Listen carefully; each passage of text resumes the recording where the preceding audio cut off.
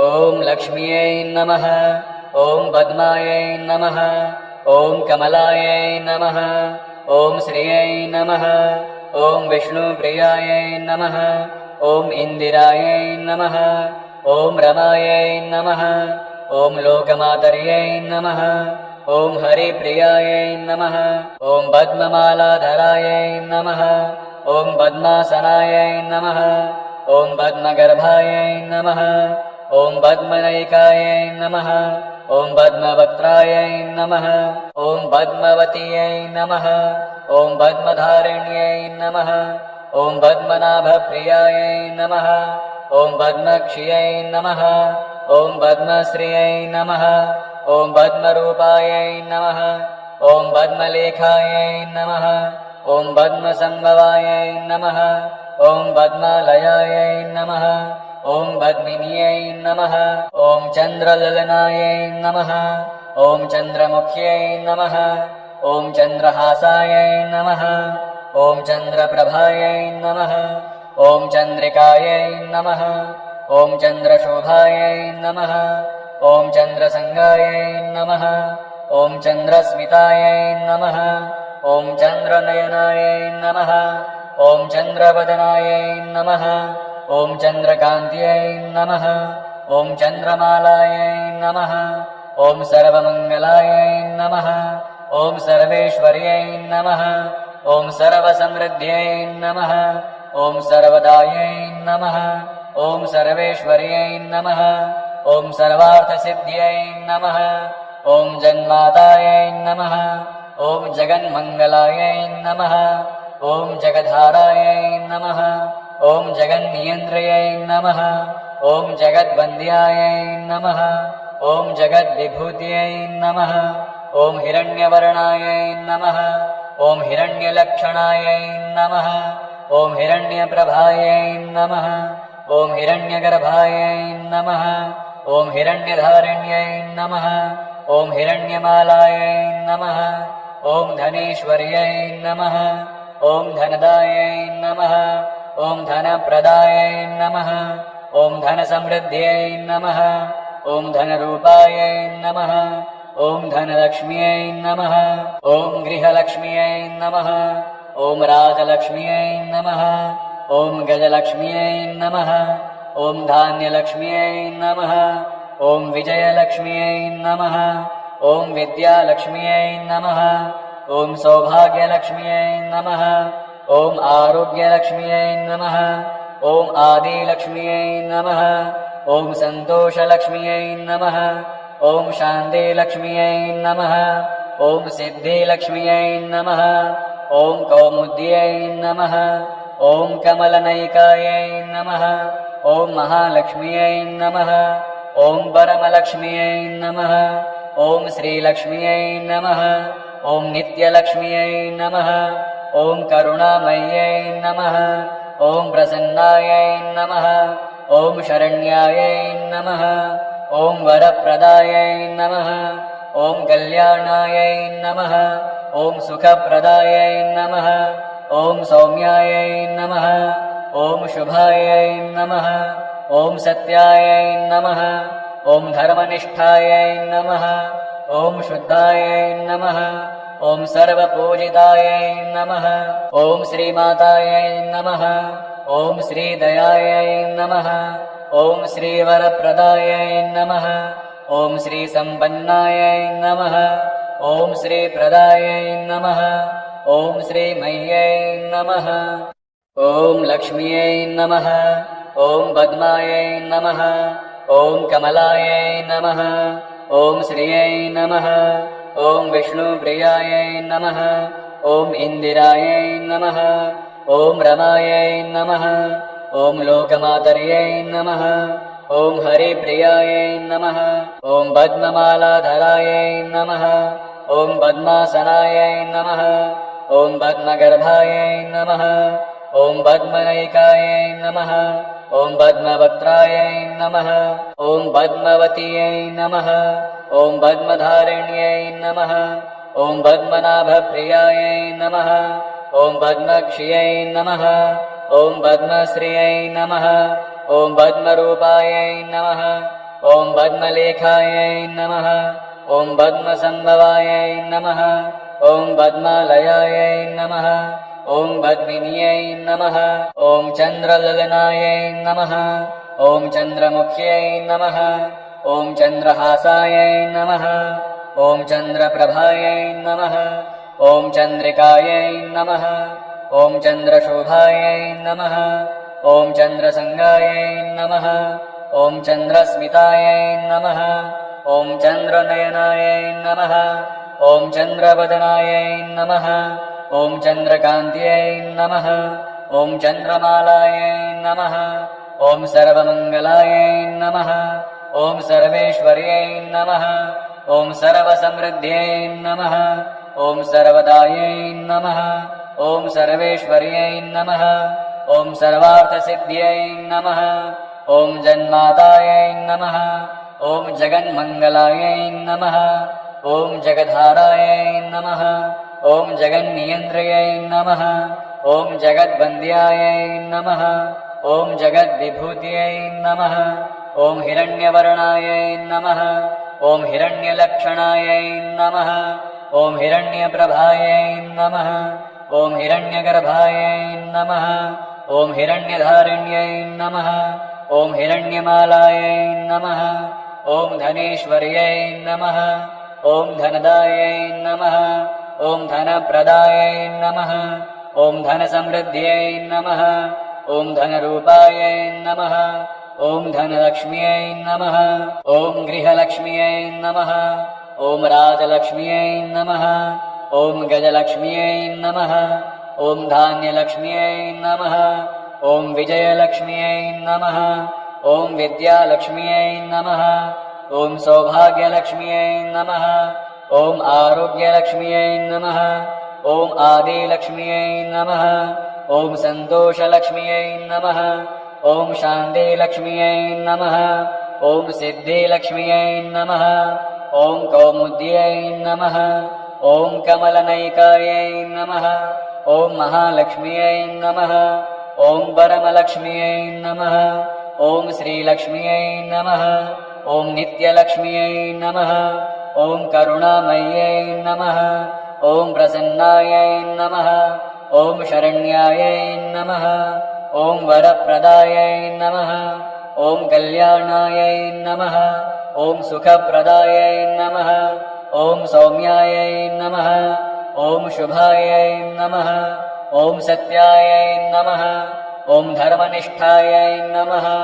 ॐ शुद्धायै नमः ॐ सर्वपूजितायै नमः ॐ श्रीमातायै नमः ॐ श्रीदयायै नमः ॐ श्रीवरप्रदायै नमः ॐ श्रीसम्पन्नायै नमः ॐ श्रीप्रदायै नमः ॐ श्रीमह्यै नमः ॐ लक्ष्म्यै नमः ॐ पद्मायै नमः ॐ कमलायै नमः ॐ श्रियै नमः ॐ विष्णुप्रियायै नमः ॐ इन्दिरायै नमः ॐ रमायै नमः ॐ लोकमातर्यै नमः ॐ हरिप्रियायै नमः ॐ पद्ममालाधरायै नमः ॐ पद्मासनायै नमः ॐ पद्मगर्भायै नमः ॐ पद्मनैकायै नमः ॐ पद्मवक्त्रायै नमः ॐ पद्मवत्यै नमः ॐ पद्मधारिण्यै नमः ॐ पद्मनाभप्रियायै नमः ॐ पद्मक्ष्यै नमः ॐ पद्मश्रियै नमः ॐ पद्मरूपायै नमः ॐ पद्मलेखायै नमः ॐ पद्मसम्भवायै नमः ॐ पद्मालयायै नमः ॐ पद्मिन्यै नमः ॐ चन्द्रललनायै नमः ॐ चन्द्रमुख्यै नमः ॐ चन्द्रहासायै नमः ॐ चन्द्रप्रभायै नमः ॐ चन्द्रिकायै नमः ॐ चन्द्रशोभायै नमः ॐ चन्द्रसङ्गायै नमः ॐ चन्द्रस्मितायै नमः ॐ चन्द्रनयनायै नमः ॐ चन्द्रवदनायै नमः ॐ चन्द्रकान्त्यै नमः ॐ चन्द्रमालायै नमः ॐ सर्वमङ्गलायै नमः ॐ सर्वेश्वर्यै नमः ॐ सर्वसमृद्ध्यै नमः ॐ सर्वदायै नमः ॐ सर्वेश्वर्यै नमः ॐ सर्वार्थसिद्ध्यै नमः ॐ जन्मातायै नमः ॐ जगन्मङ्गलायै नमः ॐ जगद्धारायै नमः ॐ जगन्नियन्त्रयै नमः ॐ जगद्वन्द्यायै नमः ॐ जगद्विभूत्यै नमः ॐ हिरण्यवर्णायै नमः ॐ हिरण्यलक्षणायै नमः ॐ हिरण्यप्रभायै नमः ॐ हिरण्यगर्भायै नमः ॐ हिरण्यधारिण्यै नमः ॐ हिरण्यमालायै नमः ॐ धनेश्वर्यै नमः ॐ धनदायै नमः ॐ धनप्रदायै नमः ॐ धनसमृद्ध्यै नमः ॐ धनरूपायै नमः ॐ धनलक्ष्म्यै नमः ॐ गृहलक्ष्म्यै नमः ॐ राजलक्ष्म्यै नमः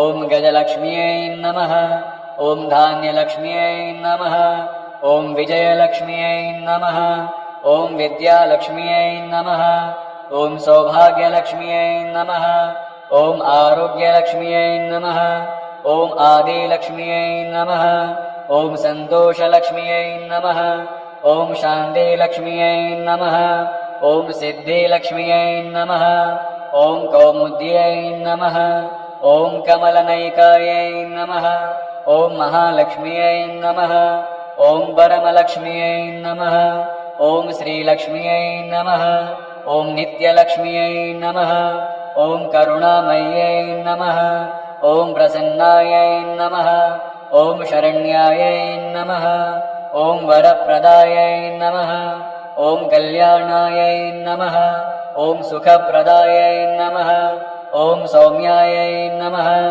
ॐ शुभायै नमः ॐ सत्यायै नमः ॐ धर्मनिष्ठायै नमः ॐ शुद्धायै नमः ॐ सर्वपूजितायै नमः ॐ श्रीमातायै नमः ॐ श्रीदयायै नमः ॐ श्रीवरप्रदायै नमः ॐ श्रीसम्पन्नायै नमः ॐ श्रीप्रदायै नमः ॐ श्रीमय्यै नमः ॐ लक्ष्म्यै नमः ॐ पद्मायै नमः ॐ कमलायै नमः ॐ श्रियै नमः ॐ विष्णुप्रियायै नमः ॐ इन्दिरायै नमः ॐ रमायै नमः ॐ लोकमातर्यै नमः ॐ हरिप्रियायै नमः ॐ पद्ममालाधरायै नमः ॐ पद्मासनायै नमः ॐ पद्मगर्भायै नमः ॐ पद्मनयिकायै नमः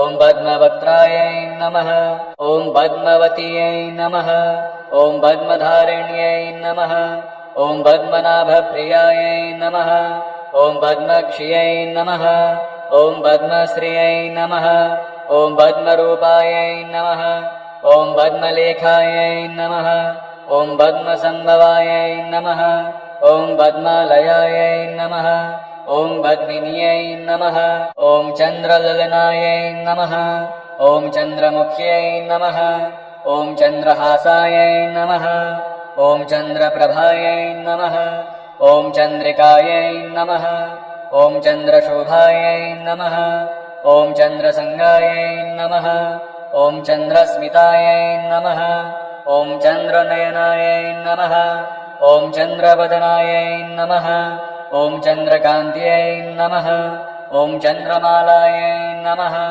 ॐ सर्वमङ्गलायै नमः ॐ सर्वेश्वर्यै नमः ॐ सर्वसमृद्ध्यै नमः ॐ सर्वदायै नमः ॐ सर्वेश्वर्यै नमः ॐ सर्वार्थसिद्ध्यै नमः ॐ जन्मातायै नमः ॐ जगन्मङ्गलायै नमः ॐ जगद्धारायै नमः ॐ जगन्नियन्त्रयै नमः ॐ जगद्वन्द्यायै नमः ॐ जगद्विभूत्यै नमः ॐ हिरण्यवर्णायै नमः ॐ हिरण्यलक्षणायै नमः ॐ हिरण्यप्रभायै नमः ॐ हिरण्यगर्भायै नमः ॐ हिरण्यधारिण्यै नमः ॐ हिरण्यमालायै नमः ॐ धनेश्वर्यै नमः ॐ धनदायै नमः ॐ धनप्रदायै नमः ॐ धनसमृद्ध्यै नमः ॐ धनरूपायै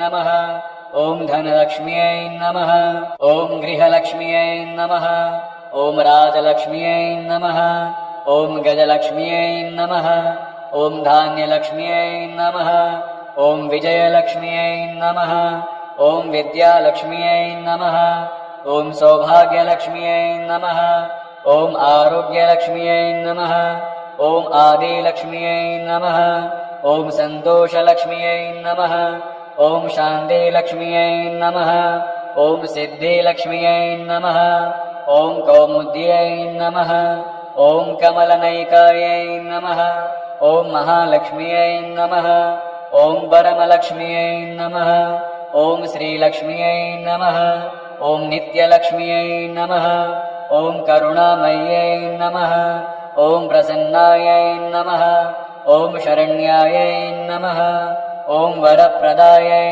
नमः ॐ कल्याणायै नमः ॐ सुखप्रदायै नमः ॐ सौम्यायै नमः ॐ शुभायै नमः ॐ सत्यायै नमः ॐ धर्मनिष्ठायै नमः ॐ शुद्धायै नमः ॐ सर्वपूजितायै नमः ॐ श्रीमातायै नमः ॐ श्रीदयायै नमः ॐ श्रीवरप्रदायै नमः ॐ श्रीसम्पन्नायै नमः ॐ श्रीप्रदायै नमः ॐ श्रीमय्यै नमः ॐ लक्ष्म्यै नमः ॐ पद्मायै नमः ॐ कमलायै नमः ॐ श्रियै नमः ॐ विष्णुप्रियायै नमः ॐ इन्दिरायै नमः ॐ रमायै नमः ॐ लोकमातर्यै नमः ॐ हरिप्रियायै नमः ॐ पद्ममालाधरायै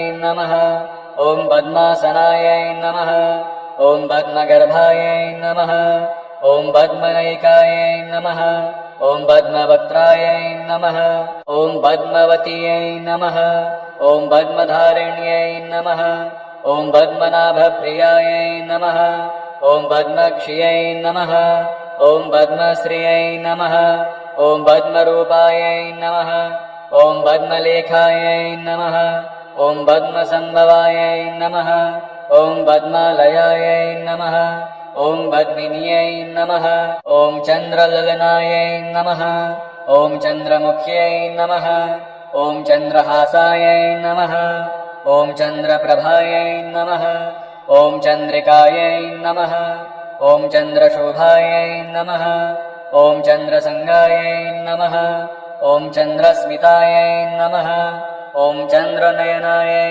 नमः ॐ चन्द्रवदनायै नमः ॐ चन्द्रकान्त्यै नमः ॐ चन्द्रमालायै नमः ॐ सर्वमङ्गलायै नमः ॐ सर्वेश्वर्यै नमः ॐ सर्वसमृद्ध्यै नमः ॐ सर्वदायै नमः ॐ सर्वेश्वर्यै नमः ॐ सर्वार्थसिद्ध्यै नमः ॐ जन्मातायै नमः ॐ जगन्मङ्गलायै नमः ॐ जगद्धारायै नमः ॐ जगन्नियन्त्रयै नमः ॐ जगद्वन्द्यायै नमः ॐ जगद्विभूत्यै नमः ॐ हिरण्यवर्णायै नमः ॐ हिरण्यलक्षणायै नमः ॐ हिरण्यप्रभायै नमः ॐ हिरण्यगर्भायै नमः ॐ हिरण्यधारिण्यै नमः ॐ हिरण्यमालायै नमः ॐ धनेश्वर्यै नमः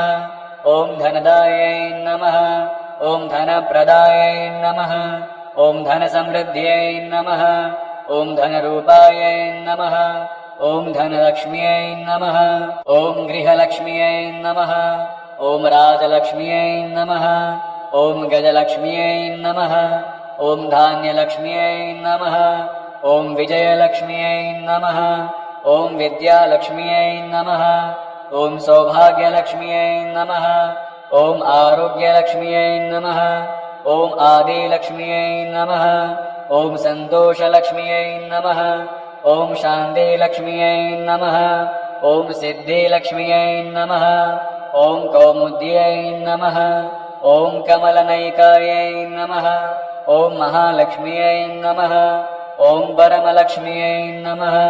ॐ श्रीलक्ष्म्यै नमः। ॐ नित्यलक्ष्म्यै नमः। ॐ करुणामय्यै नमः। ॐ प्रसन्नायै नमः। ॐ शरण्यायै नमः। ॐ वरप्रदायै नमः। ॐ कल्याणायै नमः। ॐ सुखप्रदायै नमः। ॐ सौम्यायै नमः। ॐ शुभायै नमः। ॐ सत्यायै नमः। ॐ धर्मनिष्ठायै नमः। ॐ शुद्धायै नमः। ॐ सर्वपूजितायै नमः। ॐ श्रीमातायै नमः। ॐ श्रीदयायै नमः। ॐ श्रीवरप्रदायै नमः। ॐ श्रीसम्पन्नायै नमः। ॐ श्रीप्रदायै नमः। ॐ श्रीमय्यै नमः। ॐ लक्ष्म्यै नमः। ॐ पद्मायै नमः। ॐ कमलायै नमः। ॐ श्रियै नमः। ॐ विष्णुप्रियायै नमः। ॐ इन्दिरायै नमः। ॐ रमायै नमः। ॐ लोकमातर्यै नमः। ॐ हरिप्रियायै नमः। ॐ पद्ममालाधरायै नमः। ॐ पद्मासनायै नमः। ॐ पद्मगर्भायै नमः। ॐ पद्मनैकायै नमः। ॐ पद्मवक्त्रायै नमः। ॐ पद्मवत्यै नमः। ॐ पद्मधारिण्यै नमः। ॐ पद्मनाभप्रियायै नमः। ॐ पद्मक्ष्यै नमः। ॐ पद्मश्रियै नमः। ॐ पद्मरूपायै नमः। ॐ पद्मलेखायै नमः। ॐ पद्मसम्भवायै नमः। ॐ पद्मालयायै नमः। ॐ पद्मिन्यै नमः। ॐ चन्द्रललनायै नमः। ॐ चन्द्रमुख्यै नमः। ॐ चन्द्रहासायै नमः। ॐ चन्द्रप्रभायै नमः। ॐ चन्द्रिकायै नमः। ॐ चन्द्रशोभायै नमः। ॐ चन्द्रसङ्गायै नमः। ॐ चन्द्रस्मितायै नमः। ॐ चन्द्रनयनायै नमः। ॐ चन्द्रवदनायै नमः। ॐ चन्द्रकान्त्यै नमः। ॐ चन्द्रमालायै नमः। ॐ सर्वमङ्गलायै नमः। ॐ सर्वेश्वर्यै नमः। ॐ सर्वसमृद्ध्यै नमः। ॐ सर्वदायै नमः। ॐ सर्वेश्वर्यै नमः। ॐ सर्वार्थसिद्ध्यै नमः। ॐ जन्मातायै नमः। ॐ जगन्मङ्गलायै नमः। ॐ जगद्धारायै नमः। ॐ जगन्नियन्त्रयै नमः। ॐ जगद्वन्द्यायै नमः। ॐ जगद्विभूत्यै नमः। ॐ हिरण्यवर्णायै नमः। ॐ हिरण्यलक्षणायै नमः। ॐ हिरण्यप्रभायै नमः। ॐ हिरण्यगर्भायै नमः। ॐ हिरण्यधारिण्यै नमः। ॐ हिरण्यमालायै नमः। ॐ धनेश्वर्यै नमः। ॐ धनदायै नमः। ॐ धनप्रदायै नमः। ॐ धनसमृद्ध्यै नमः। ॐ धनरूपायै नमः। ॐ धनलक्ष्म्यै नमः। ॐ गृहलक्ष्म्यै नमः। ॐ राजलक्ष्म्यै नमः। ॐ गजलक्ष्म्यै नमः। ॐ धान्यलक्ष्म्यै नमः। ॐ विजयलक्ष्म्यै नमः। ॐ विद्यालक्ष्म्यै नमः। ॐ सौभाग्यलक्ष्म्यै नमः। ॐ आरोग्यलक्ष्म्यै नमः। ॐ आदिलक्ष्म्यै नमः। ॐ सन्तोषलक्ष्म्यै नमः। ॐ शान्तिलक्ष्म्यै नमः। ॐ सिद्धिलक्ष्म्यै नमः। ॐ कौमुद्यै नमः। ॐ कमलनैकायै नमः। ॐ महालक्ष्म्यै नमः। ॐ परमलक्ष्म्यै नमः। ॐ श्रीलक्ष्म्यै नमः। ॐ नित्यलक्ष्म्यै नमः। ॐ करुणामय्यै नमः। ॐ प्रसन्नायै नमः। ॐ शरण्यायै नमः। ॐ वरप्रदायै नमः। ॐ कल्याणायै नमः। ॐ सुखप्रदायै नमः। ॐ सौम्यायै नमः। ॐ शुभायै नमः। ॐ सत्यायै नमः। ॐ धर्मनिष्ठायै नमः। ॐ शुद्धायै नमः। ॐ सर्वपूजितायै नमः। ॐ श्रीमातायै नमः। ॐ श्रीदयायै नमः। ॐ श्रीवरप्रदायै नमः। ॐ श्रीसम्पन्नायै नमः।